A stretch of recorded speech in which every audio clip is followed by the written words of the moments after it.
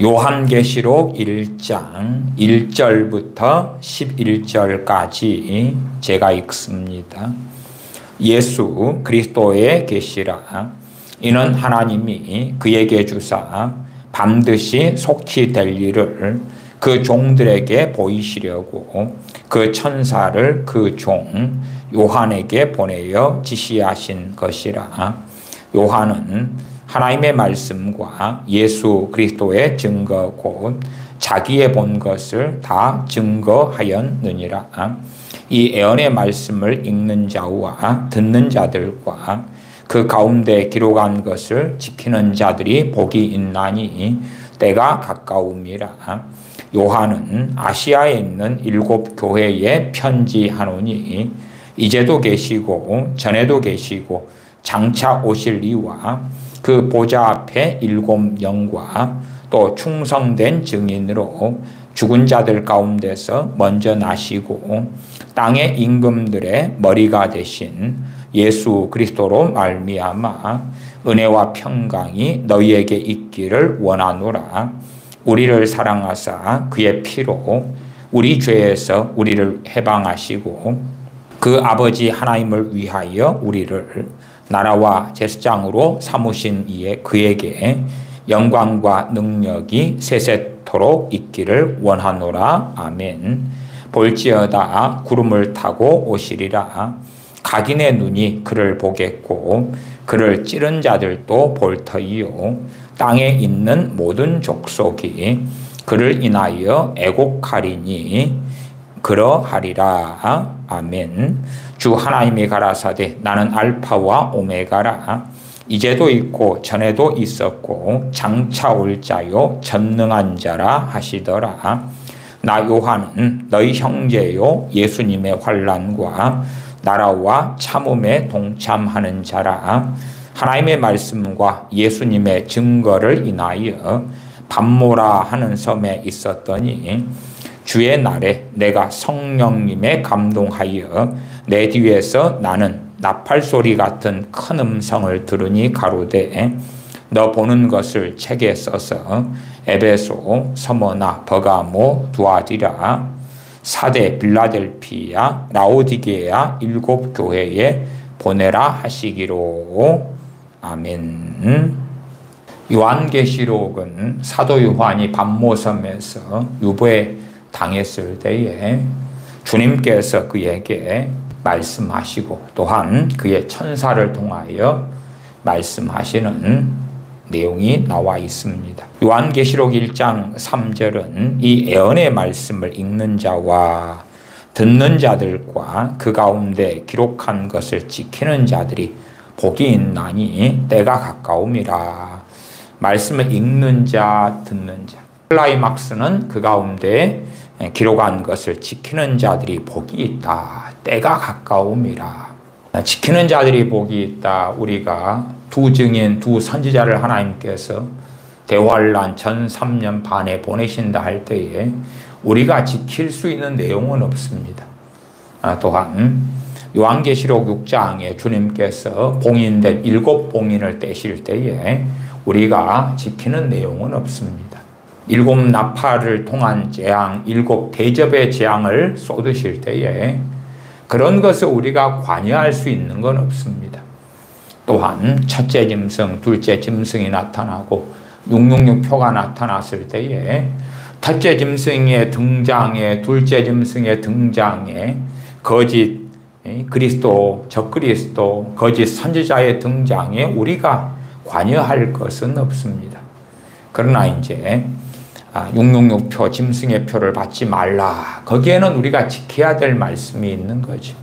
무엇보다도 가장 많이 지켜야 될 말씀에는 요한계시록 2장과 3장에 있다. 2장과 3장.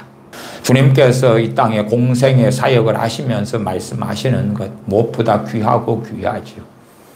그리고 어떤 면에서 주님 하신 말씀의 집대성. 무엇보다 불신자들이 아니라 대상이 기독교인 크리스천, 예수님 믿는 자들에게 주신 말씀의 집대성은 요한계시록 2장과 3장입니다. 2장과 3장.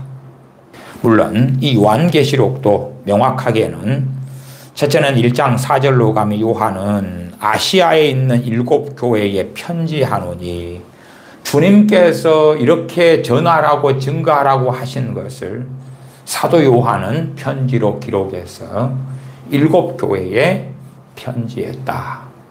7 교회에 편지하노니 이제도 계시고 전에도 계시고 장차 오실 이와 그 보좌 앞에 7 영과 또 충성된 증인으로 죽은 자들 가운데서 먼저 나시고 땅의 임금들의 머리가 되신 예수 그리스도로 말미암아 은혜와 평강이 너희에게 있기를 원하노라.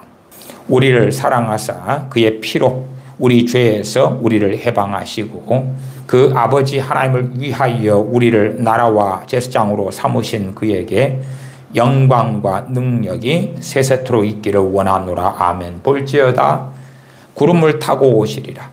각인의 눈이 그를 보겠고 그를 찌른 자들도 볼 터이요 땅에 있는 모든 족속이 그를 인하여 애곡하리니 그러하리라. 아멘.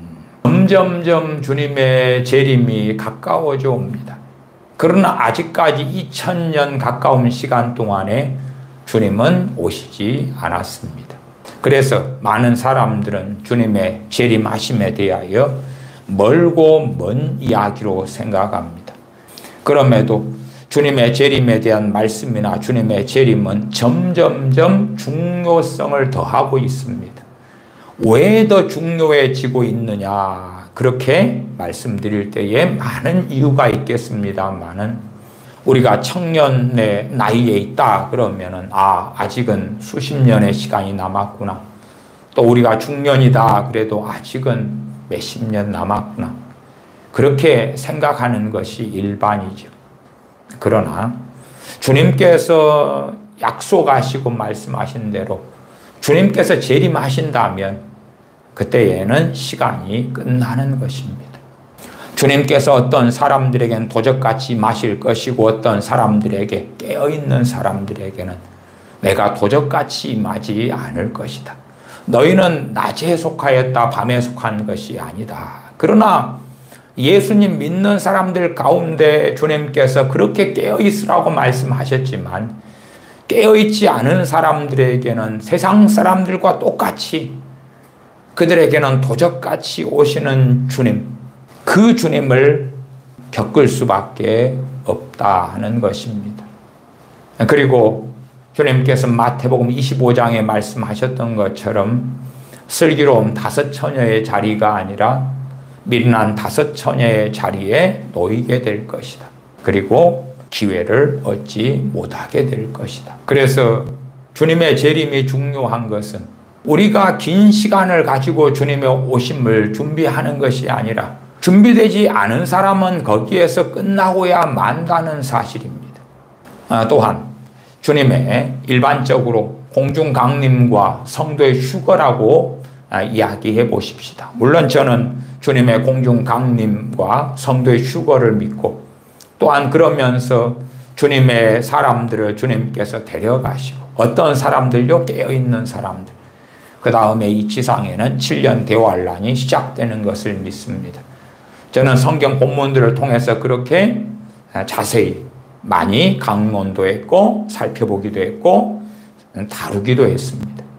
우리의 재정적인 그러한 어려움이나 질병의 문제에 있어서도 주님을 부인하는 사람이 그렇게 많은데, 또한 이 평안한 시대에도 깨어있지 않은 사람이 많은데, 물 한 모금, 빵 한 조각이 얻기 어려운 시대에 온갖 비극적인 전쟁이 벌어지고 끔찍한 재난들이 일상으로 벌어지는 때에 그런 사람들이 깨어서 주님을 다시금 7년 대환란 동안에 짐승의 표를 받지 아니하고 주님께 돌아올 수 있겠는가?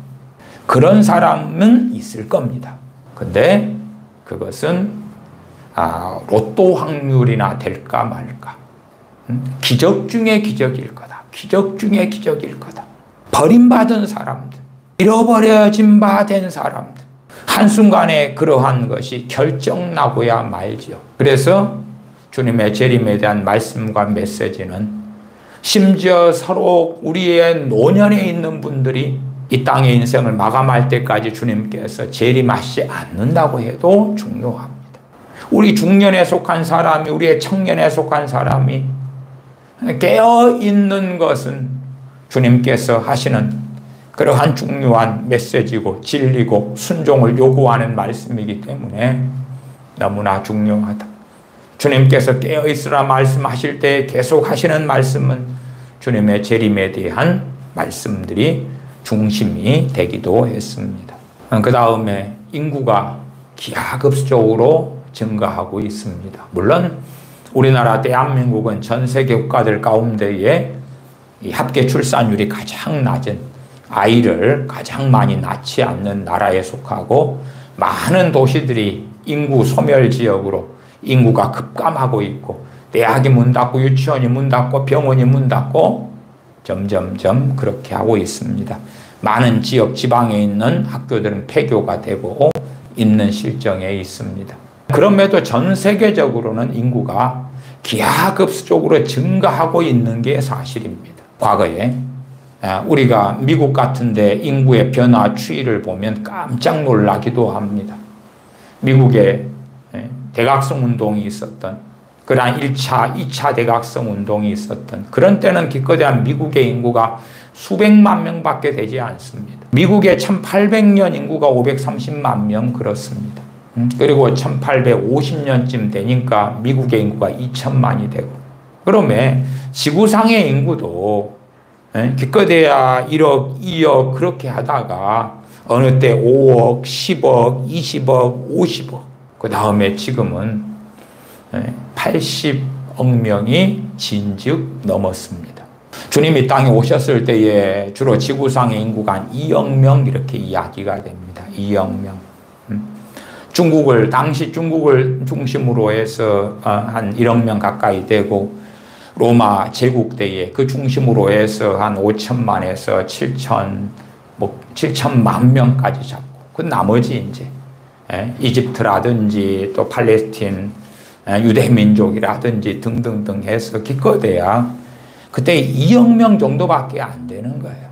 남미 같은 이런 데는 많이 인구가 거의 없었던 지역이고, 원주민 극소수 얼마, 그것도 실상은 원주민들도 언제 어떻게 들어갔는지 잘 모를 정도로 잊혀진 땅들.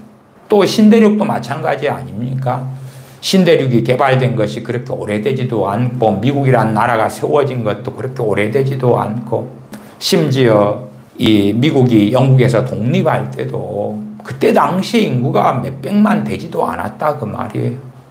그렇게 정말 작고 미미했어요. 그러나 지금은 인구가 3억, 미국만 해도 3억 4천만 명이 되지 않습니까? 그렇게 기하급수적으로 인구가 증가합니다. 주님의 재림을 증거하는 것은 얼마나 더 긴급하고 시급하고 중요하겠는가. 왜? 단지 2억 명이 있었을 때하고 80억 명, 80억, 지금 5천만 명이 되나요? 그 어마어마한 인구가 있을 때하고 한순간에 영원히 결정된다면 2억 명과 80억 명으로 한다면 40배 아닙니까? 40배. 주님께서 재림하신다면 한순간에 기회를 다 잃게 되는 거예요. 대부분의 사람들에게 기회는 끝나고 잃게 되는 거예요. 한 걸음 나아가서 우리 주 예수를 믿는다고 하는 사람들, 그들 가운데 깨어있지 않는 사람들도 기회를 상실하고 해야 많은 것입니다. 1장 9절로 가면 나 요한은 너희 형제요 예수님의 환난과 나라와 참음에 동참하는 자라.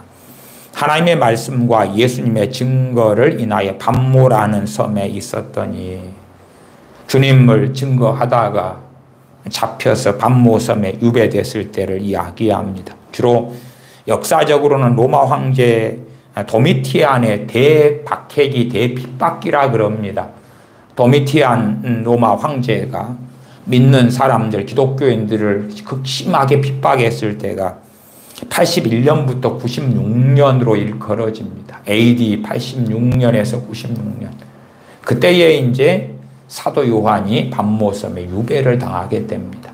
그 이후에 유배된 이후에 언젠지 몰라도 주로 보통은 90년대에 90 몇 년 정도로 추측되죠. 그때에 주님께서 그에게 계시를 주셨던 것입니다. 10절에 주의 날에 내가 성령님에 감동하여 내 뒤에서 나는 나팔 소리 같은 큰 음성을 들으니 가로되 너 보는 것을 책에 써서 에베소, 서머나, 버가모, 두아디라, 사대, 빌라델피아, 라오디게아 7교회에 보내라 하시기로. 그래서 7교회의 서신이 보내졌습니다. 7교회에 보내진 서신. 물론 첫 번째는 각 교회들마다 주어진 말씀이 틀렸고요. 그 다음에 두 번째는 요한계시록 전체의 메시지. 요한계시록 2장에 에베소 교회에 보내주시는 말씀이 있어도 그 에베소 교회에 보내는 말씀만 이렇게 짧게 가지는 않았을 거라. 전체. 에베소 교회가 받은 말씀이 에베소 교회, 서머나 교회, 버가모 교회, 두아디라 교회, 사대 교회, 빌라델피아 교회, 라오디게아 교회 말씀이 다 포괄적으로 이렇게 우리가 보는 요한계시록의 형태로 보내졌을 거라고 우리는 추측할 수가 있습니다. 그래서 첫째 요한계시록을 받았던 교회는 소아시아 7교회입니다. 그러나 우리는 다 알고 있습니다. 그렇게 해서 하나님의 섭리 가운데 이 요한계시록이 소아시아 7교회만이 아니라 우리에게 주어진 말씀이라는 것을 알고 있다 그 말이에요. 그럼에도 이제 지난 시간에도 성도의 견인교리, 성도의 궁극적 구원교리, 또한 그리스도의 사랑에서 우리를 끊을 수 없다. 그렇게 외치는 사도 바울의 선언 선포. 누구에 대해서요? 로마 교회 교인들과 자신에 대하여. 그 확신과 담대함. 거기에서 오는 성도의 견인교리 혹은 성도의 궁극적 구원교리에 대하여 어떻게 믿는 게 맞고 어떻게 이해하면 잘못되고 하는 것들을 살펴보기도 했습니다. 에베소 교회에 주시는 말씀에 대하여 다른 교회가 그것을 내 것으로 받아들인다면 번지수가 잘못되고야 말죠.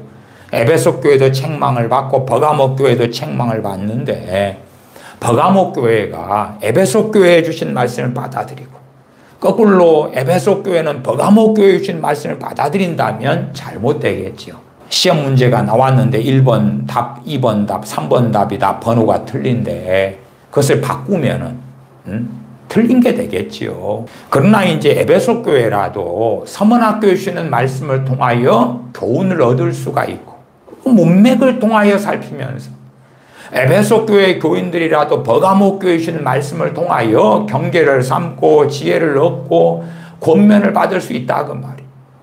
당연히 우리는 두말할 나위가 없죠. 우리도 마찬가지입니다.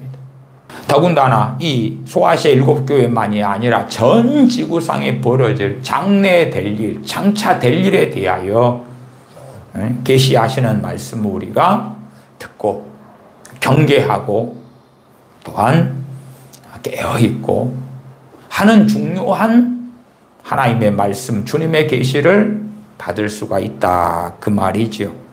11절 가로되 너 보는 것을부터 제 성경은 주님이 하신 말씀으로 빨간색으로 기록되어 있습니다. 너 보는 것을 책에 써서 에베소, 서머나, 버가모, 두아디라, 사대, 빌라델피아, 라오디게아 7교회에 보내라. 17절에 내가 볼 때에 그 발 앞에 엎드려져 죽은 자 같이 되매 그가 오른손을 내게 얹고 가라사대. 그리고 빨간색으로 되어 있습니다. 주님께서 하시는 말씀이에요. 당시에 그 어느 교회라도 한 걸음 나아가서 우리가 살아가는 현 시대의 교회들, 현 시대의 우리 그리스도인들이 듣도록 말씀해 주시는 겁니다. 그래서 문맥 속에서 에베소 교회는 어느 지경에 처했고 어떻게 회개하라고 회개하지 아니하면 촛대를 옮겨버릴 거라는 주님의 심각한 단지 책망을 넘어서서 생명이냐 사망이냐, 생명이냐 사망이냐, 영생이냐 영벌이냐를 주님 믿는 교회들에게 제시하고 계시다는 사실이에요. 점점점 얼마나 태만하게 여겨져서 나태하고 게으른 신앙생활을 많은 그리스도인들이 하는 줄 모릅니다. 제가 최근에도 누누이 최근래 5년 동안에 우리 개신교에 믿는 사람들이 얼마나 많이 주님을 떠났는가 하는 것을 반복적으로 말씀드려 왔습니다. 2023년 한국 기독교 분석 리포트라는 책을 한목협은 한국 기독교 목회자 협의회에서 발간을 했습니다. 그리고 자료들을 연구 분석한 기관은 목회 데이터 연구소가 됩니다. 2017년하고 2022년 사이에 조사를, 5년 사이의 조사를 한목협에서 조사했는데 2017년에 19살부터 29살까지 2017년에 21%가 나는 기독교인입니다. 나는 예수를 믿습니다. 그렇게 했다가 2022년에 조사했을 때에는 11%만, 절반이 된 거죠. 절반. 11%만 나는 예수님을 여전히 믿습니다. 그렇게 해서 5년 사이에 절반이 주님을 떠났습니다. 절반이. 30대는 4명 중에 1명. 2017년은 20%가 주님을 믿다가 2022년에는 15%. 사실은 우리 교회들에서 내는 통계는 굉장히 불확실하고 틀립니다. 우리 일반 교회들에서 통계를 내가지고 기독교인 몇 퍼센트 얼마, 그것은 대부분 틀려요. 대부분. 심각하게 차이가 있습니다. 왜 차이가 있냐 그러면 그 이유는 여러 가지가 있는데요. 대부분 이제 매해 9월 달에 교회에 총회 있을 때, 교단별로 총회가 있을 때 그때에 교회 교인 수를 보고를 합니다. 그 다음에 5월 달에 보고하는 교단들도 있어요. 그 전년도 것을 5월 달이나 9월 달에 보고를 합니다.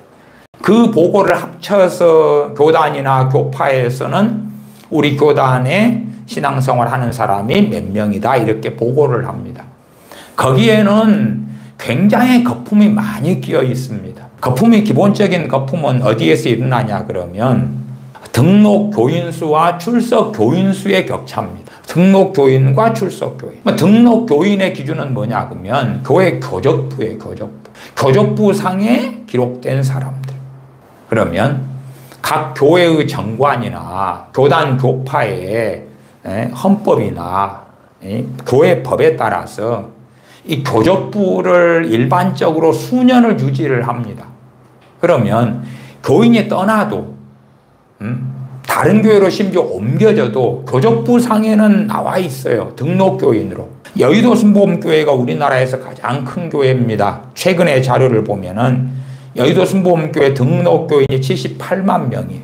그러나 실제로 출석교인은 43만 명으로 보고됩니다. 그러니까 격차가 35만 명 차이가 나요. 35만 명은 없다 그 말이 없어. 등록교인은 78만 명. 그러나 실제로 출석교인은 43만 명. 그 43만 명의 조금의 플러스 알파는 있어요. 왜? 출장 때문에 아니면은 질병 때문에 병원에 입원해서 사고로 다쳐서 그날 감기 몸살에 잠깐 여행을 갔기 때문에 등등의 이유로 하지만 그 숫자는 그렇게 많지 않습니다. 등록교인과 출석교인의 차이가 여의도 순복음교회만 해도 35만 명 차이가 나요. 우리나라 제1의 교회고 두 번째 교회가 은혜와 진리교회인데 등록교인이 12만 7천 명, 출석교인은 6만 명이에요. 차이가 6만 7천 명 차이가 납니다. 그러면 이러한 교회들이 교단에 총회 때에 보고할 때 되면 등록교인으로 보고가 됩니다. 출석교인으로 보고되는 게 아니에요. 등록교인으로 보고되죠. 금남교회가 세 번째인데 등록교인이 9만 1,000명, 출석교인은 4만 명. 우리나라 네 번째로 큰 교회가 광림교회가 등록교회 8만 1,000명, 출석교인은 3만 5천 명. 8만 1,000명과 3만 5천 명. 차이가 얼마나 많습니까? 사랑교회는 출석교인이 2만 2천인데 등록교인은 7만 5천 명이에요. 그러니까 등록교인 7만 5천, 출석교인은 2만 2천. 차이가 5만 3천 명이나 차이가 나요. 그 사이에 사랑교회 교인들은 많이 옮겼거나 신앙생활을 그만뒀거나 여러 이유가 있겠죠. 등록교인 교단 교적부, 교회 교적부를 유지를 그래도 특별히 내가 정확하게 이 교회에서 떠납니다. 그렇게 해가지고 그것도 처리하는 교회의 정관이 있고 교단 법이 있고 노예 규약이 있고 그래요. 그래서 일반적으로 수년이 이렇게 유지가 되어져요. 그러니까 교단 교파적으로는 대한민국 교회가 가장 피크를 찍었을 때를 몇 년으로 보냐 그러면 2011년으로 봅니다. 2011년으로. 대한민국 교단 교파 교회들이 교인수를 보고를 한단 말이에요. 보고를 해. 가장 많이 그 등록 교인 수를 이야기하는 게 출석 교인이 아니라 2011년이 피크예요. 그러나 이제 실제로 갤럽 조사나 여러 가지 리서치 조사 기관들에 따르면 대한민국 교회의 피크는 2004년으로 끝났어요. 2004년이 가장 많았어요. 근데 왜 교단 교파 교회가 통계내는 거 2011년이냐? 7년 차이가 나냐? 고적부에 누적이 돼가지고 그런 거예요. 누적이 돼서.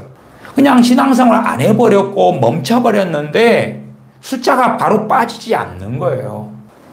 또한 숫자가 중복되기도 하죠. 내 자녀가 5명이다 합시다. 그 중에서 3명은 타지에서 대학 생활을 하고 있어요. 그래도 이제 내 품 안에 있기 때문에 교회 교인 숫자에 보고하거나 교적부상에도 내 가족의 부부 그 다음에 자녀 5명이 포함돼 7명으로 보고가 되죠. 그러나 타지에서 신앙생활을 하고 있으면은 거기에서 또 숫자에 들어가고요. 그 교회 교적부상에서 이중교적 아니면 타지에서 신앙생활 안 해도 부모는 넣지요. 왜? 내 품에 있을 때 신앙생활 하다가 대학을 갔고 직장을 갔으니까.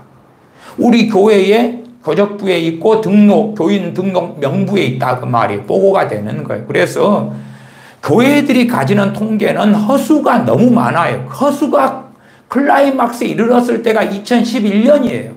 그러나 우리 종교조사나 인구 센서스의 종교조사 등이나 아니면 리서치 조사기관, 갤럽 조사기관 같은 걸 통해서는 대한민국의 기독교인 인구의 피크는 2004년이 끝난 거예요. 나 이제 교단 교파 통계를 사용할 때는 2011년 또 다른 교단 2012년도 되고 13년, 14년도 됩니다. 많은 이제 교단 교파들의 토탈 숫자로 하면 2011년이더라고요. 제가 2011년과 2020년 우리나라의 통계를 정확하게 잘 작성하는 교단을 주로 6개 교단이라고 그래요. 그러면은 예장 합동, 예장 통합, 그 다음에 고신, 예장 고신, 그 다음에 감리회, 그리고 기장, 그 다음에 기성. 기독교 대한 성결교입니다. 성결교, 기성. 그런 6개 교단이 통계를 잘 냅니다. 6개 교단 기준으로 해도요, 2011년과 10년 뒤, 2020년, 그 10년 사이의 통계가요, 176만 6,755명이 사라졌습니다. 그 6개 교단만 해가지고도 2011년과 2020년 10년에 176만 6,755명이 그 교단에서 사라졌어요. 그 교단에서. 신앙생활 안 하든지 아니면 다른 데로 수평이동했든지. 마찬가지로 수평이동해서 들어오는 사람들도 있었을 거 아니에요. 들어오는. 인구 증감도 출생자와 사망자가 있을 때 남는 숫자가 얼마 남았느냐처럼 이런 합동이나 통합이나 고신교단이나 이런 데서 들어온 사람도 있었죠. 그러나 나간 사람 해서 가감해서 마이너스가 10년 사이에 176만 6,755명이 사라졌어요. 제가 무슨 말씀을 드리려고 자꾸 이 통계를 반복하냐 그러면 정말 이것은 이미 벌어진 일이잖아요. 벌어진 일. 그러면 최소한 2017년으로 합시다. 2017년으로. 2017년에 20대가 신앙생활을 하고 있었던 20대가 우리는 이제 지났으니까 2017년에서 2022년 5년 사이에 절반이 신앙생활을 그만뒀다는 것을 우리는 이제 봤어요. 그 자료와 통계를. 그러면 다시 2017년 입장으로 돌아가 보십시다. 그리고 강단에서 주의 종들이 성령님의 감화로 말씀을 전한다면 어떤 메시지가 전해져야 될까요? 주로 뻔한 이야기지요. 주님을 안 믿게 되는 사람들, 주님을 믿다가 그만두는 사람들의 특징은 너무나 뻔합니다. 너무나 뻔한 것은 첫째, 기도 생활을 관둬요. 기도 생활을 안 해요. 기도 생활 없이 3년, 4년, 5년, 10년을 교회를 다녀요. 기도 생활 없이. 네. 두 번째는 성경을 안 봐요. 성경에 관심이 없어요. 관심이 없어요. 성경을 안 보고 말씀을 암송도 안 하고 성경을 읽지도 않고 관심을 안 두고 1년, 2년, 3년, 5년 다녀요. 그러다가 어떤 친구는 1년 만에 그만두고 어떤 친구는 3년 만에 그만두고 어떤 친구는 5년 만에 그만두고 그래요. 그 다음에 예배 시간에 뻘짓을 해요. 예배 시간에 졸든지 관심 안 가지든지 예배에 참여 안 하든지 형식적으로 주일 정도에만 예배를 드리든지 그런 친구들이 떠나지요. 그러면 우리나라에 유행했던 메시지나 설교들은 뭐예요? 수십 년 동안 유행한 게 뭐냐 그러면 상처네, 치유네, 위로네, 회복이네, 사랑, 하나님의 사랑이네, 그런 메시지들이에요. 주님께서나 세례 요한이나 선지자들은 죄를 책망하고 회개하라 그런 거죠. 요한계시록 2장, 3장에도 이 교회들에게 주님께서는 회개하라고 외치고 계시는 거예요. 사랑하시기 때문에 기회를 주는 거죠. 주님께서 고라신, 가버나움, 베세다에 또한 유대인들에게, 바리새인 서기관들에게 예루살렘에 회개하라고 외치셨어도 대부분 회개하지 않았습니다. 그러니까 회개하라고 외친다 해서 듣는 사람이 주님께서 외쳐도 회개하지 않는데 우리 같은 일반 목회자들이 외친다 해서 누가 얼마나 회개하겠습니까? 점점점 세속화되고 완악해진 시대에 회개하고 돌아오고 제대로 설 수는 없겠죠. 그러나 최소한 우리는 결과적으로 이제 뒤를 돌아보니까 2017년과 2022년 사이에만 해도 그 5년 사이에 절반이 예수님을 그만 믿더라. 그럼 그만 믿기 전에 정말로 주님께 회개하고 똑바로 서야 된다고. 어느 때 되면 젊은 날이 지나고 그리고 노년을 맞이할런지 모른다고 젊은 날 지내서 평안하게 살다가 노년을 맞이하고 그리고 죽음을 맞이한다고 착각할지 몰라도 지금 20대 청년들이 30대에 주님 오실 수도 있고 40대 오실 수도 있고 50대 오실 수도 있고 얼마든지 그들이 70, 80대의 노년을 맞이하기 전에 주님 오실 수 있는 거예요. 안전하다. 너희들 예수님 믿으니까 안전하다. 성도의 궁극적 구원. 결국은 다 구원받게 돼 있어. 하나님이 알아서 다 하셔. 염려할 거 없어. 얼마나 주님이 여러분 사랑하시는 줄 알아요? 너무나 사랑해요. 하나님의 눈동자가 여러분 같은 사람들이에요. 눈에 넣어도 아프지 않는 그러한 사람들이 당신들이에요. 당신들과 주님이 함께하고 계셔요. 여러분의 눈물은 주님의 눈물이고 등등등으로 해서 잠들어 있어도 그래도 안전하게끔 그래도 괜찮게끔 느끼는 그러한 설교들이 2017년과 2022년 사이만 해도 그런 설교들이 강단을 대다수가 차지했다 그 말이. 잠들고 있어도 괜찮다는 거예요. 잠들다가 주님 부인하는 거거든요. 대부분이 잠들다가. 누구처럼요? 라오디게아 교인처럼 처음 사랑을 입어버린 소아시아의 에베소 교회처럼 잠들다가 미혹당하고 잠들다가 거짓 선지자 이세벨을 따라가고 다른 교훈, 다른 잘못된 교리, 발람의 교훈 혹은 니골라당의 교훈 등을 통해 버가모 교회가 잘못된 길로 갔던 것처럼 잘못된 성경에서 가르침을 통하여 또 잘못되어 가거든요. 왜 그런 걸 받아들이냐 하면 잠들고 깨어있지 못하고 그래서 미혹되고 사단의 역사가 나타나고 그래서 어리석은 길로 달려가는 거예요. 그러나 교회는 괜찮다고. 하나님이 사랑하신다고. 하나님이 함께 하신다고. 시편 23편도 얼마나 좋습니까? 여호와 나의 목자. 내게 부족함 없네. 봉성과들로도 얼마나 많이 만들어지고 외쳐질 정도의 그런 우리의 마음에 위안을 주는 시편이냐 그 말이에요. 여호와는 나의 목자시니 내게 부족함이 없으리로다.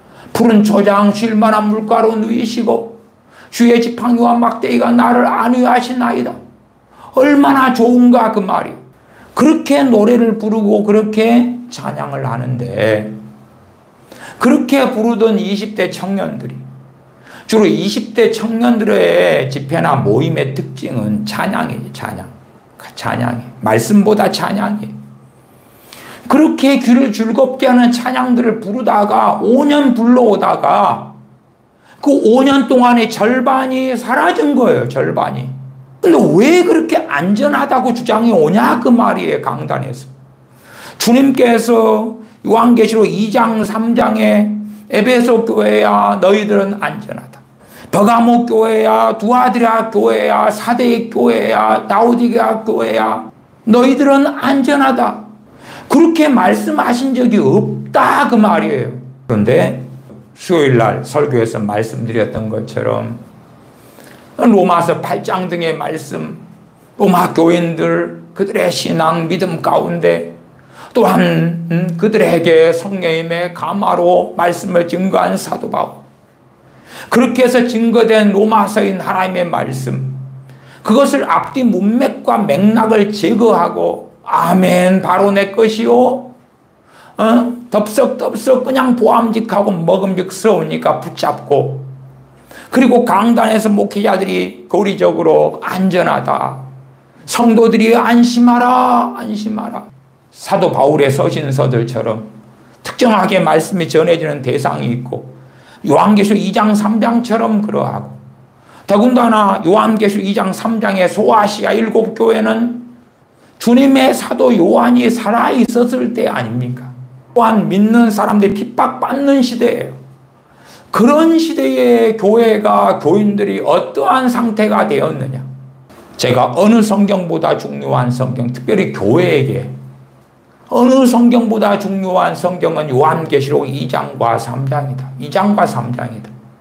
단지 그냥 권면으로 끝날 성경은 아니다. 이건 구원에 대한 말씀이니까. 구원에 대한 말씀이니까. 요한계시록 2장 4절 5절 제가 읽어보겠습니다. 그러나 너를 책망할 것이 있나니 너의 처음 사랑을 버렸느니라. 처음 사랑. 주님을 믿고 회심하고 돌아와서 그 은혜가 얼마나 큰지, 그 사랑이 얼마나 큰지. 그래서 사랑해서 기도하고 사랑해서 예배하고 사랑하기 때문에 말씀을 상고하고 읽고 듣고 사랑하기 때문에 너무 감사하고 그 은혜에 감격해서 헌금하고 액수를 얼마나 했느냐의 문제가 아니라 그러한 처음 사랑을 버려버리고 말았다.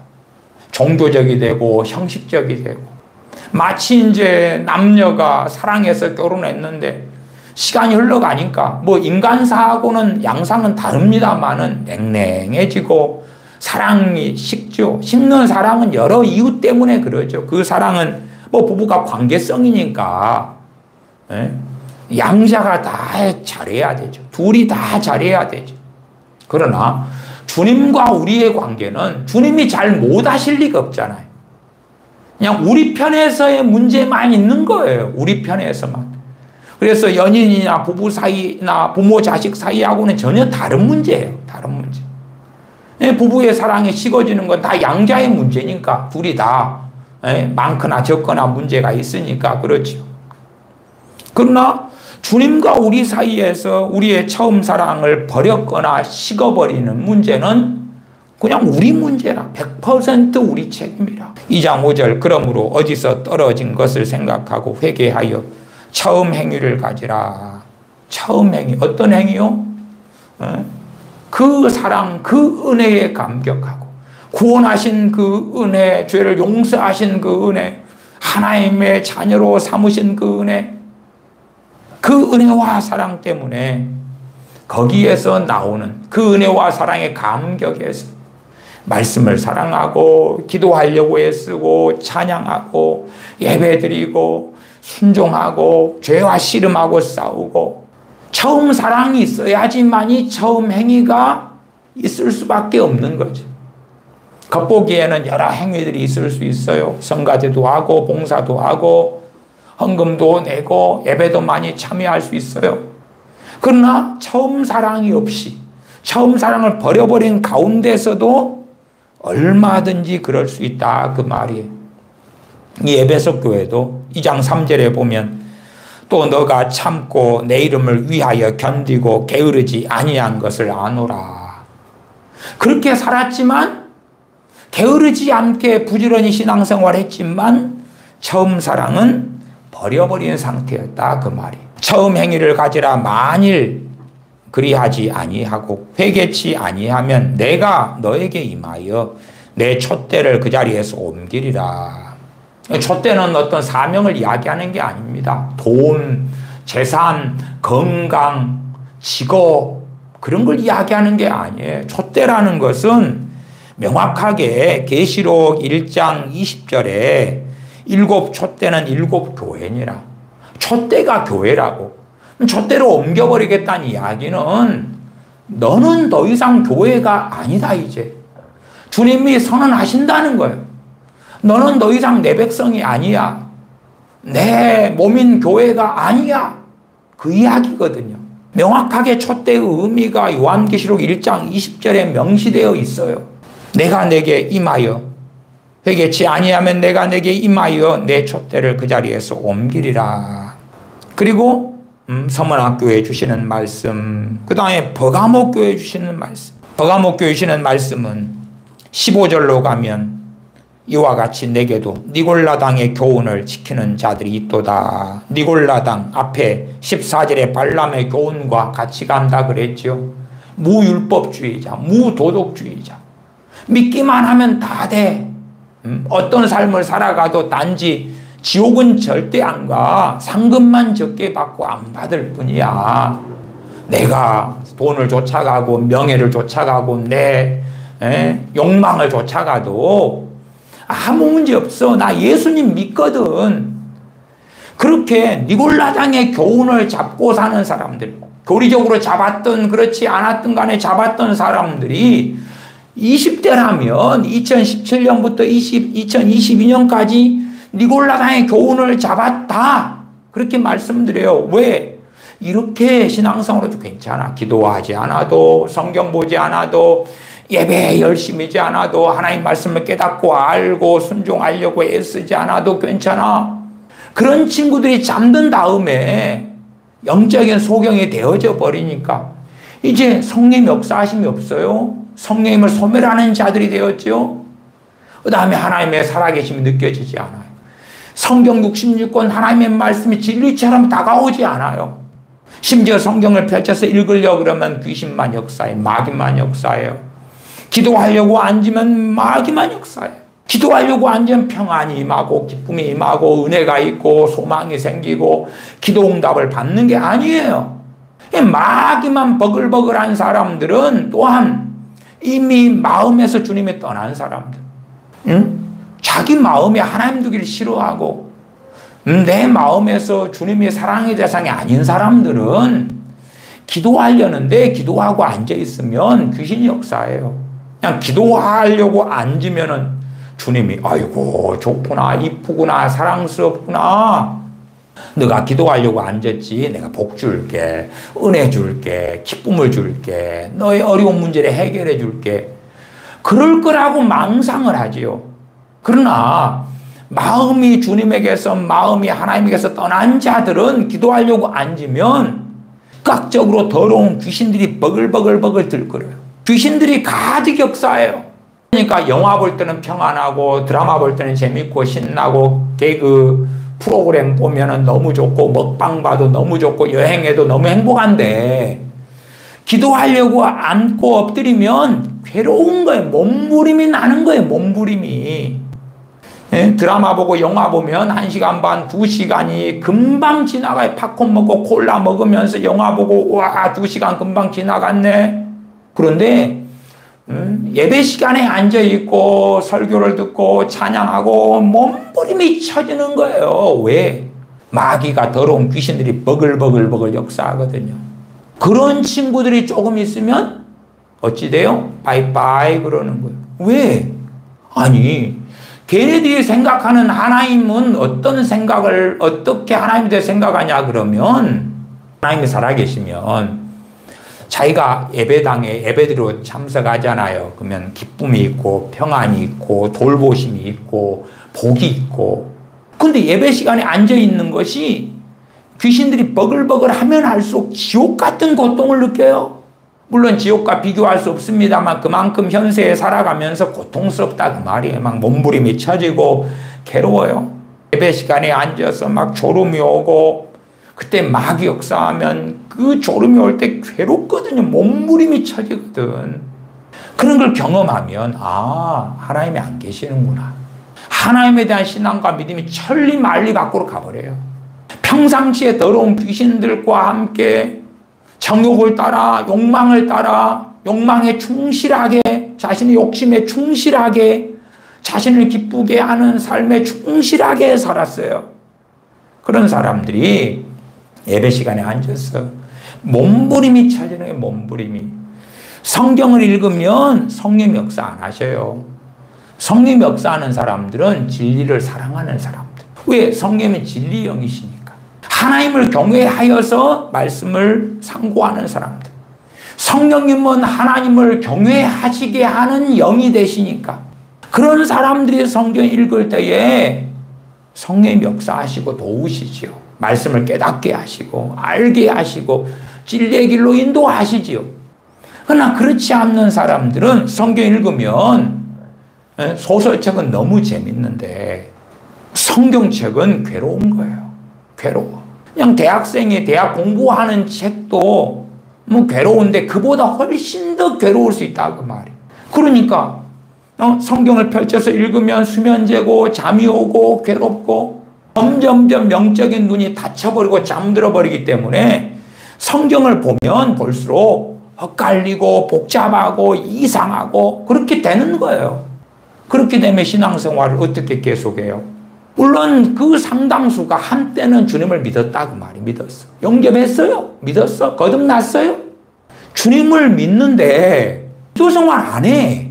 그다음에 기도생활 하는데 신용을 해요. 신용을. 정말 하나님께 나아가려고 기도하는 게 아니라 뭐 교회적으로 모여서 예배드리고 함께 합심하여 기도하는 시간이니까 그냥 기도는 주여 하지만 보면 엎드려 자고 있어. 분명히 현재는 예수님 믿는 게 맞아요. 그러나 엎드려 자고 있어. 다음에도 기도할 때 엎드려 자고 있어. 그럼 눈에 보이죠. 아, 저렇게 귀신 역사, 마귀 역사 많이 하고 귀신 역사, 마귀 역사 많이 하는 것은 뻔하지요. 너희가 무엇으로 심든지 그대로 거두리라. 내가 마귀 역사 할 만한 것들로 많이 심었으니까 마귀 역사를 많이 하는 거죠. 아, 쟤는 어느 때가 지나면 특별히 교훈을 받지 않고 정신을 차리지 않으면 주님을 떠나겠구나. 부인하겠구나. 그냥 뻔한 거예요. 그러나 자기가 기도 시간에 잠들고 있고 설교 시간에 예배 시간에 졸고 있고 그래도 이상을 느끼지 못하는 아이, 심각함을 느끼지 못하는 청년들, 청소년들은 답이 없어요. 그러나 이제 그런 아이들에게 제가 말씀을 전하고 말씀을 통해 경고를 하지요. 심각성을 인지하는 아이들. 그런 아이들은 정신을 차리는 기회와 계기를 갖게 되죠. 그러나 1년, 2년, 3년 태만해. 괜찮아. 아무렇지도 않아. 그런 아이는 얘들은 주님을 부인하겠구나. 얘들은 주님을 떠나겠구나. 그런 아이들이 뻔히 눈에 보여요. 왜? 그의 삶의 패턴이고 삶이거든. 예수님을 지금은 믿어요. 자, 오늘 예수님 영접했다고 합시다. 영접했어요. 그래서 막 기쁨이 있고 평안이 있어요. 물론 회개하고 주 예수님을 믿으라. 그렇게 사도 베드로는 복음을 증거해도 요즘에는 회개라는 건 저 멀리 있는 거고 그냥 예수님만 믿어요. 그래도 이제 어느 정도의 기쁨과 평안이 있어요. 일반적으로. 그러면 그 친구의 내일을 봐요. 내일. 이제 오늘 주님을 믿었어요. 기뻐요. 평안해요. 내일을 봐요.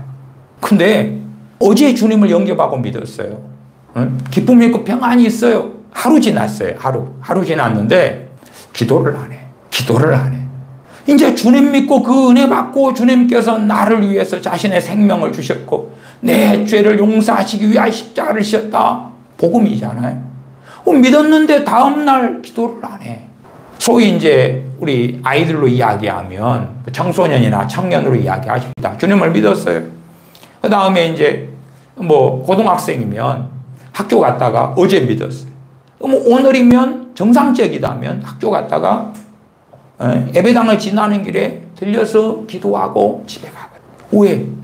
그 기쁨과 은혜에 내가 어떻게 보답할고 그 사랑에 내가 어떻게 할고 그게 있으니까 기도하다가 가거든. 아니면 이제 쪽성경이라도 학교에 가지고 가요. 쉬는 시간에 점심시간에 남는 시간에 성경을 봐요. 왜? 어제 믿었잖아. 근데 어제 믿었는데 다음날 안 해. 그런 게 없어. 뻔히 보여요. 그런 것이 한 달, 두 달 되면 이제 권면을 해요. 저는 권면을 해. 경계를 시켜요. 그러나 반응하지 않아요. 반응하지 않아요. 잠들어가고 있고 병들어가고 있어. 최소한은 목회자들은 하나님 말씀을 전하는 사람들 파수꾼이기 때문에 악인이 아까운데 멸망하는 걸 기뻐하지 않으십니다만은 마땅히 파수꾼이 전해야 될 말씀을 전하지 않고 듣지 못하고 악인이 아까운데 멸망한다면 그렇다면 그 핏값을 찾을 것이라고 말씀하시죠. 그러니까 대한민국 교회 2017년과 2022년 사이에 최소한 절반이 떠나고 앞으로도 급격히 떠납니다. 급격히 떠나는데 그러면 정말로 주님으로부터 성령으로부터 메시지를 전하는 사람들이 그래도 전반적으로 무슨 메시지를 많이 전할 수밖에 없겠어요. 경계하고 위험을 경고하고 주님을 부인하는 것에 대한 끔찍한 경고, 회개의 메시지, 그것이 많았어야 한다. 많이 있었어야지 정상이었다. 그렇게 말할 수밖에 없죠. 왜? 우리는 이미 지나온 역사죠. 2017년부터 2022년까지 5년이 지나고 지금 2023년이잖아요. 역사가 지금 지나왔잖아요. 그 결과가 나왔잖아요. 그 5년 사이에 절반이 주님 부인했다는 것은. 물론 그 절반 사이에는 종교인도 있었을 것이고 마지못해 신앙생활 하는 애들도 있었을 것이나 그러나 또 상당히는 주님을 영접하고 믿었던 아이들도 많았다. 뻔한 이야기니까. 왜 그런 일이 벌어졌느냐? 오히려 지금 잠들어가고 멸망으로 가고 있는데 주님과 어그러지면 억지로라도 기도를 해야 돼. 그냥 어제까지 기도하던 게 너무 싫고 귀신 역사하고 고통스러운데 그런데 내가 오늘은 기도하려니까 너무 기도가 잘 되고 귀신이 떠나가고 막 기쁨이 임하고 성령 충만이 임하고 그런 일은 없어요. 그런 일은. 오늘 내가 기도해서 너무 고통스럽고 잠이 오고 기도도 안 되고 너무 지루하고 그러면 내일 기도해도 그래요. 모레 기도해도 그래요. 글피 기도해도 그래요. 그런 것을 신문대로 거두기 때문에 그럼에도 기도하고 엎드리는 걸 열흘, 20일, 30일, 40일씩 해야 돼. 그래야지 그때쯤 어느쯤이나 귀신 역사가 물러가요. 그 다음에 은혜가 임해요. 영적으로 깨어나요. 다시 처음 사랑으로 회복하게 돼요. 회복하도록 성령님께서 역사하시고 은혜를 주시는 거예요. 그러나 잘못된 기대는 자기가 예배 시간에만 앉아있으면 행복해야 되고 기뻐해야 되고 문제 해결해야 돼요. 해결해 주셔야 되고 아무 문제 없어야 되고 자기가 원하는 좋은 대학, 좋은 직장, 자기가 원하는 이쁘고 잘생긴 남자, 여자가 다 구해지고 돈이 들어오고 그래야 된다고 착각하는 거예요. 왜 그렇게 배워왔고 그렇게 누가 안 가르쳤어도 스스로 신앙생활을 왜곡해서 그렇게 믿고 있거든. 그렇게 믿고 있어요. 그러니까 자기가 하나님에 대해서 기대했던 것, 기대하고 있는 것, 우리 주 예수님에 대하여 자기가 기대하는 것이 이루어지지 않을 때에 신속하게 주님을 등지고 떠나는 것. 그게 최근 2017년과 2022년 5년 사이에 벌어진 거고, 그 다음에 그 앞에 6개 교단, 합동, 통합, 감리회, 고신, 기장, 기성, 그 6개 교단의 이야기만 해도 2011년과 2020년에 자기들의 그 뻥튀기되고 과장된 숫자지만, 그러나 거기에서 빠져나간 숫자만 제가 이야기한다면 그 6개 교단만 해서 176만 6,755명이 신앙생활을 그만뒀어요. 아니 뭐 고신에서 6개 교단의 통계니까 고신에서 합동으로 가고 합동에서 통합으로 가도 통계는 똑같이 잡혀 있잖아요. 그러니까 6개 교단에서 다른 데로 갔거나 다른 데, 다른 중소교단으로 갔거나 6개 교단에 이제 순복음은 포함 안 됐으니까 순복음으로 갔을 수도 있겠죠. 그러나 대부분은 그거보다도 신앙생활을 그만둔 겁니다. 그만둔 거. 합동해서 통합으로 가도 숫자는 그대로지. 빠진 숫자는 아니지. 6개 교단 연합한 숫자니까. 통합에서 합동으로 가든 합동에 통합으로 가든 아니면 합동해서 감리회로 가든 감리회에서 뭐 통합으로 가든지 간에 그건 6개 교단 연합한 통계로 할 때는 이상이 없는 거예요. 근데 6개 교단 연합한 통계에서 10년 만에 176만 6,755명이 사라졌어요. 대부분의 신앙생활을 그만둔 겁니다. 대부분은. 이제 가난한 교인들이 그 안에 섞여 있긴 합니다만은, 그러나 더 많은 숫자는 신앙생활을 그만둔 거예요. 이건 교회적인 통계, 교단의 통계입니다. 그리고 앞에 제가 2023년 한국 기독교 분석 리포트 한목협에서 발표된 것, 그 다음에 목회 데이터 연구소에서 분석을 한 것, 그런 것은 갤럽 조사 등 같은 것을 다 포함한 거기 때문에 아예 나는 기독교인이다, 나는 아니다 이렇게 나오는 거기 때문에 좀 더 명확하고 정확성이 있어요. 그래도 교단, 교파에서 발표한 것도 참조는 알 수 있죠. 10년 사이에 176만 명이 사라졌어. 그 상당수에게 당신들 그렇게 주님 부인하고 떠나면 안 돼.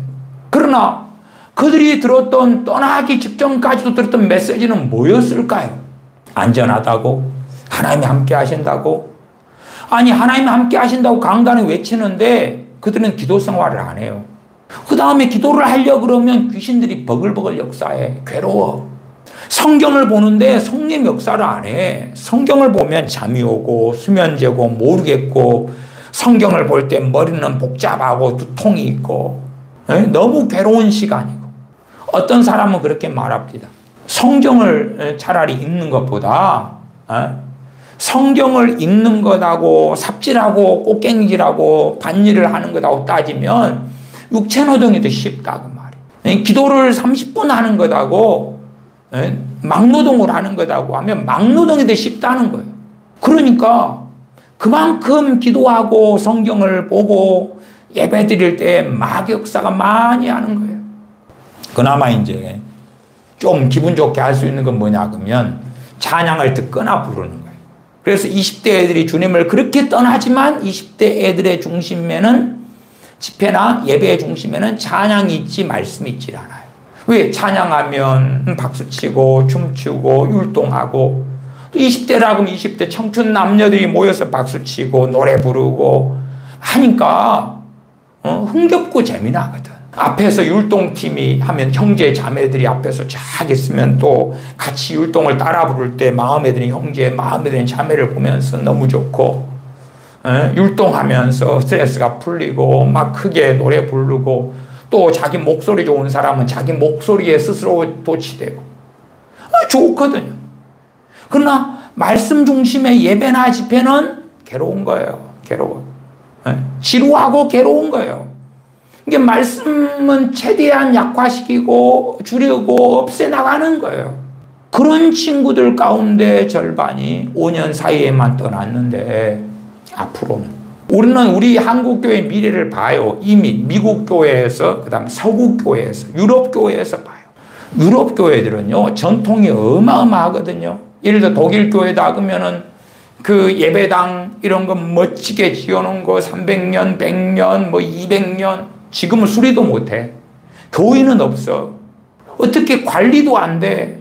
다 폐허가 되거나 나이트클럽이 되거나 클럽이 되거나 뭐 식당으로 오거나 변모하거나 어떻게 팔려도 팔리지도 않고 유지 보수도 안 되고 교인들은 떠나가고 없고 그러한 비극적인 지경에 처해 있는 교회들이 유럽의 교회들 전철을 그대로 밟아가는 거죠. 저는 신사도 애들이 막 붕붕 외쳐도 미국 교회 신사도 애들이 그렇게 활동하고 맨날 화려하고 아름다운 예언들을 쏟아붓는데 미국 교회가 날이 갈수록 무너져가고 신사도 애들이 한국 교회에 와서 얼마나 많은 집회를 했어요.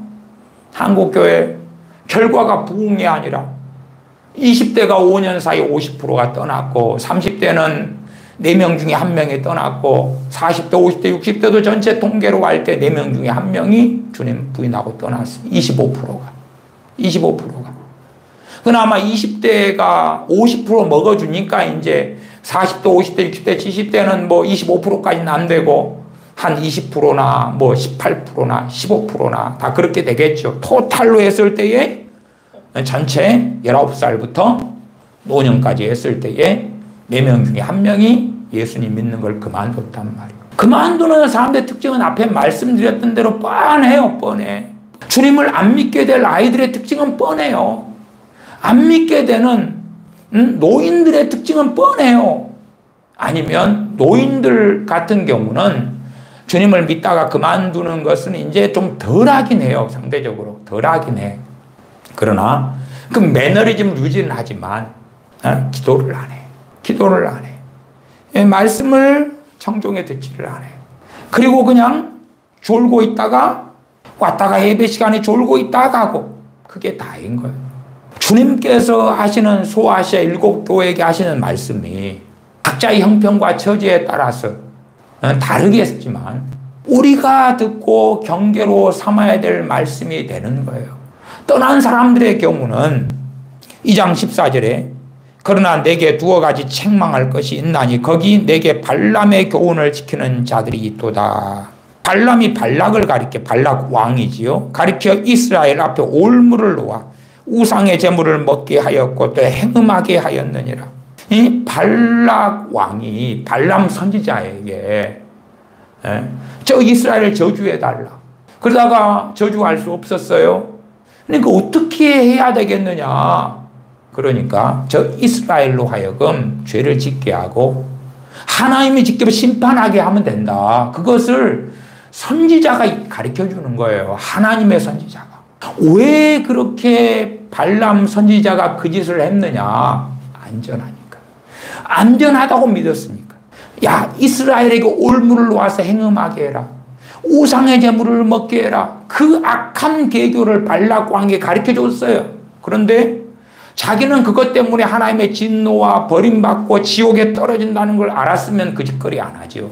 그러나 자신은 선지자고 자신은 안전하다고. 그게 발람의 교훈이에요. 나는 안전하다고. 나는 괜찮다고. 나는 이 짓거리하고 이 발락 왕에게 이 악한 계교를 가르쳐 줬어. 결국 계교가 실행되고 이스라엘이 행음하고 우상의 예물을 먹고 하나님의 진노 속에 떨어졌는데 그래도 나는 발락 왕에게 오는 돈도 받고 명성도 없고 권력도 없고 그러나 나는 선지자거든. 안심해. 괜찮아. 내 영혼은 안전해. 그리고 하나님이 심판을 받아 죽었고 그는 지금 지옥에서 영원한 고통을 받고 있는 중이지. 그게 발람의 교훈이에요. 발람의 교훈. 그러나 내게 두어 가지 책망할 것이 있나니 거긴 내게. 그 내게는 버가모 교회에게. 버가모 교회 안에 발람의 교훈을 지키는 자들이 있다 그 말이에요. 작은 누룩이 온 떡덩이에 덩이에 퍼지는 것이 아니냐. 발람의 교훈을 지키는 자들이 점점 그 교훈을 퍼뜨려 왔던 거예요. 퍼뜨려 왔어요. 그래서 나는 예수님 믿으니까 안전해. 괜찮아. 깨어있으면 상급을 좀 받지만 깨어있지 않아도 지옥에는 안 가고 그리고 상급은 좀 적게 받을지 몰라도 괜찮아. 어째저째 그렇게 바꿔왔던 거예요. 왜? 발람의 교훈을 지키는 자들이 대세가 되는 교회들. 대세가 되는 역사상의 교회들의 시대들도 많이 있어 왔지요. 15절 이와 같이는 앞에 발람의 교훈처럼 또한 니골라당의 교훈. 그 당시에는 니골라당의 교훈. 같이 내게도 니골라당의 교훈을 지키는 자들이 있도다. 과거에 제가 니골라당의 교훈, 발람의 교훈에 대하여 설교를 몇 번 하기도 했습니다. 그러므로 회개하라. 그리하지 아니하면 내가 내게 속히 임하여 내 입의 검으로 그들과 싸우리라.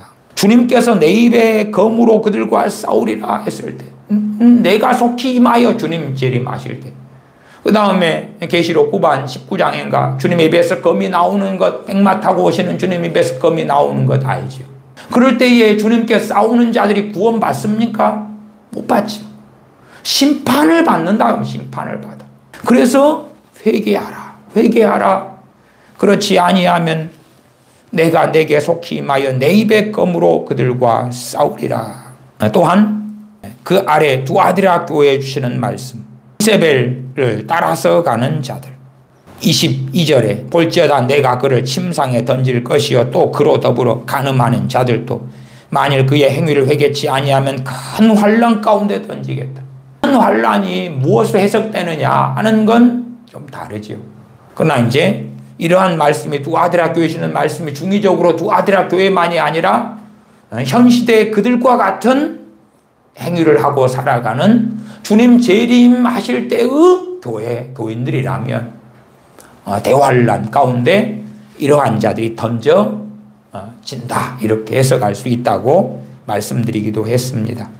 만일 그의 행위를 회개치 아니하면 큰 환난 가운데 던지고 또 내가 사망으로 그의 자녀를 죽이리니, 그들이 회개치 않는데 자녀들도 죽이겠다.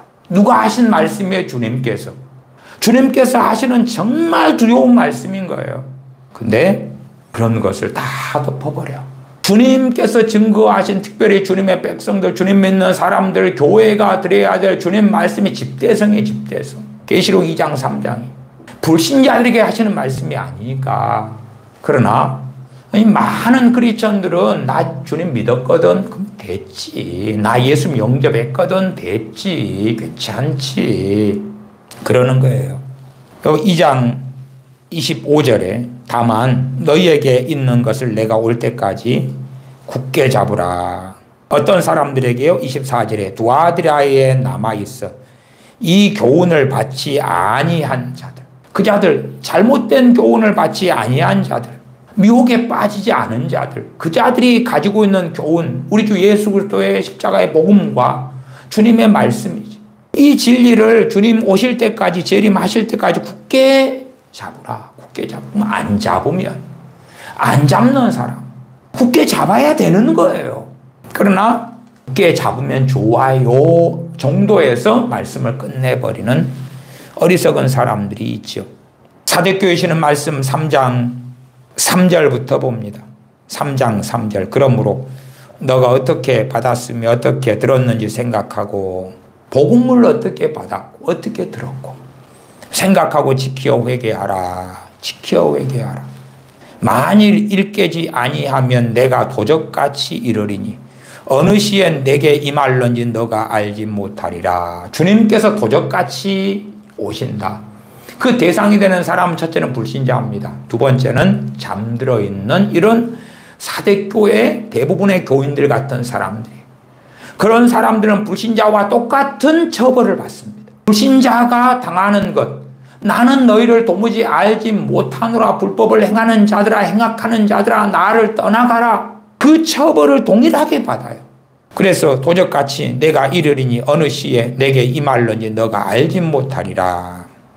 회개하라 그러시죠. 4절에 그러나 사대에 그 옷을 더럽히지 아니한 자 몇 명이 내게 있어 흰 옷을 입고 나와 함께 다니리니 그들은 합당한 자인 영혼이라. 흰 옷을 입고 몇 명이 다닌다. 계속하여 소아시 7교회에 주는 말씀, 이기는 자, 승리하는 자에 대한 이야기를 하고 있습니다. 이기는 자는 이와 같이 흰 옷을 입을 것이요 내가 그 이름을 생명책에서 반드시 흐리지 아니하고, 생명책에서 이름을 흐리지 않겠다.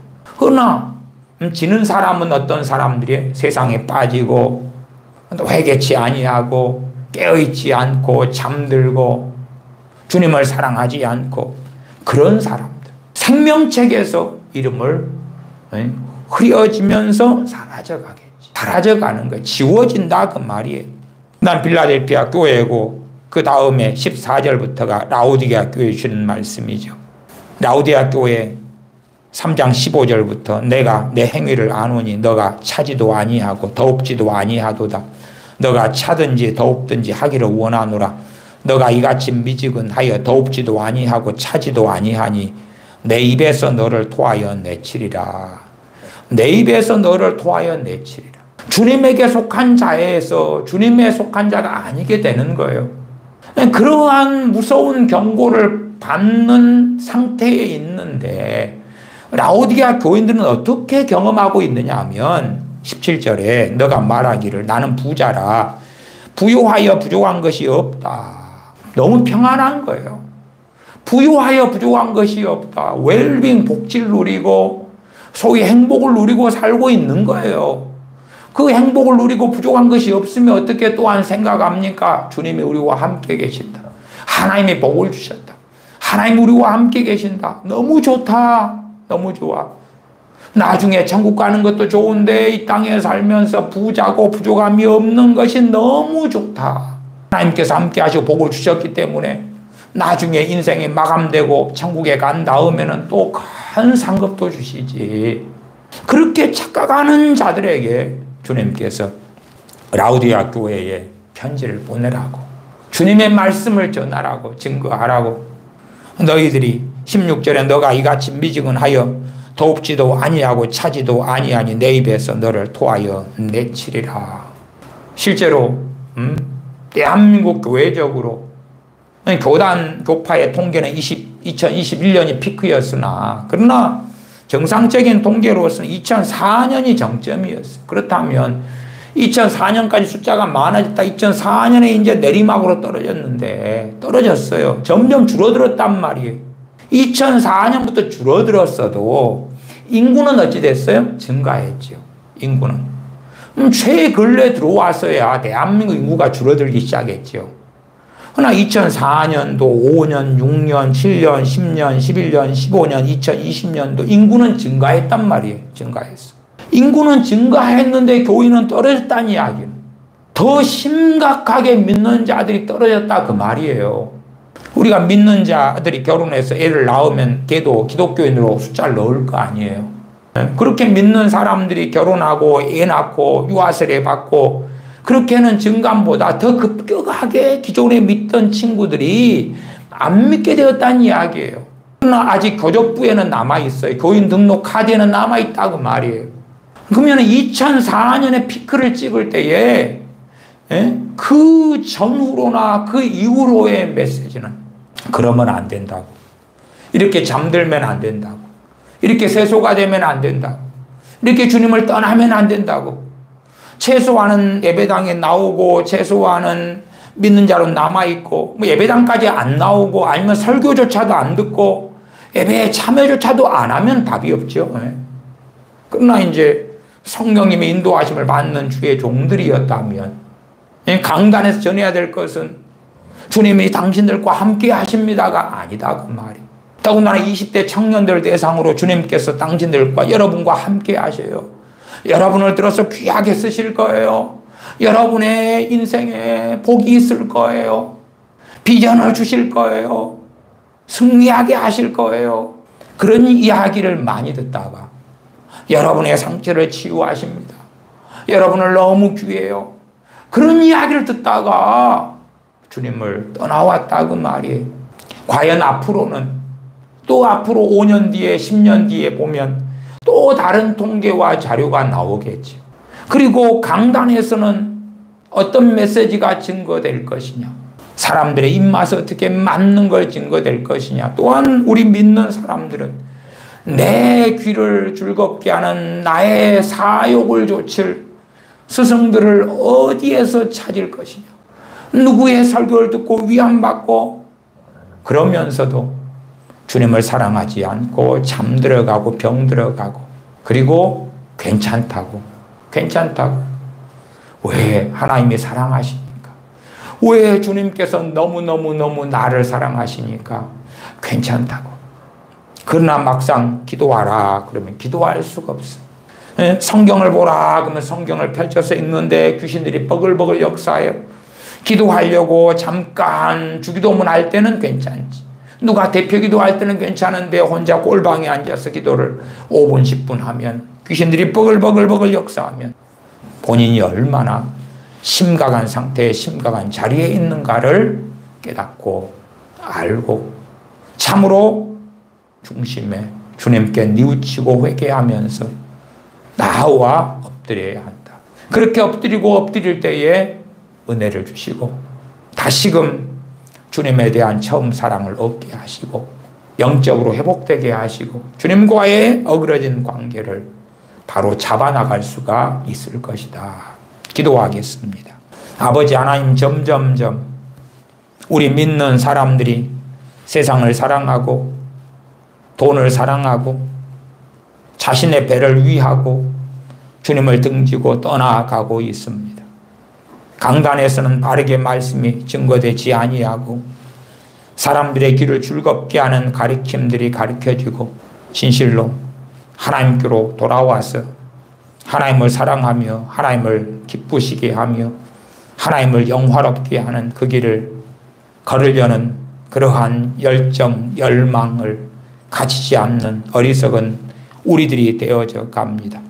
오히려 기도하고 말씀을 상고할 때에 성령님께서 역사하시기보다 더러운 영들이 역사할 때가 더 많음을 경험하게 될 때에 우리가 얼마나 주님에게서 멀리 떨어졌는가를 깨닫고 알아서 애통하며 회개하며 통회하며 전능하신 아버지 앞에 우리 주님 의지하여 엎드려 은혜를 받는 영적으로 회복되는 복된 자녀들 되게 하여 주시옵소서.